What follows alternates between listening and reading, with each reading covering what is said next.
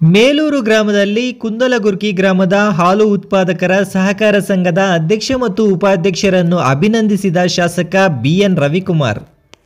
ಶಿಡ್ಲಘಟ್ಟ ತಾಲೂಕಿನ ಕುಂದಲಗುರ್ಕಿ ಗ್ರಾಮದ ಹಾಲು ಉತ್ಪಾದಕರ ಸಹಕಾರ ಸಂಘಕ್ಕೆ ನಡೆದ ಅಧ್ಯಕ್ಷ ಮತ್ತು ಉಪಾಧ್ಯಕ್ಷರ ಚುನಾವಣೆಯಲ್ಲಿ ಜೆಡಿಎಸ್ ಬೆಂಬಲಿತ ಅಭ್ಯರ್ಥಿಗಳು ಗೆಲುವು ಸಾಧಿಸಿದ್ದು, ನೂತನ ಅಧ್ಯಕ್ಷರು ಮತ್ತು ಉಪಾಧ್ಯಕ್ಷರನ್ನು ಹಾಗೂ ನಿರ್ದೇಶಕರನ್ನು ಶಾಸಕ ಬಿಎನ್ ರವಿಕುಮಾರ್ ಅವರು ಮೇಲೂರು ಗ್ರಾಮದ ಅವರ ಗೃಹ ಕಚೇರಿಯಲ್ಲಿ ಇಂದು ಭಾನುವಾರ ಸಂಜೆ 4 ಗಂಟೆ ಸಮಯದಲ್ಲಿ ಅಭಿನಂದಿಸಿದರು.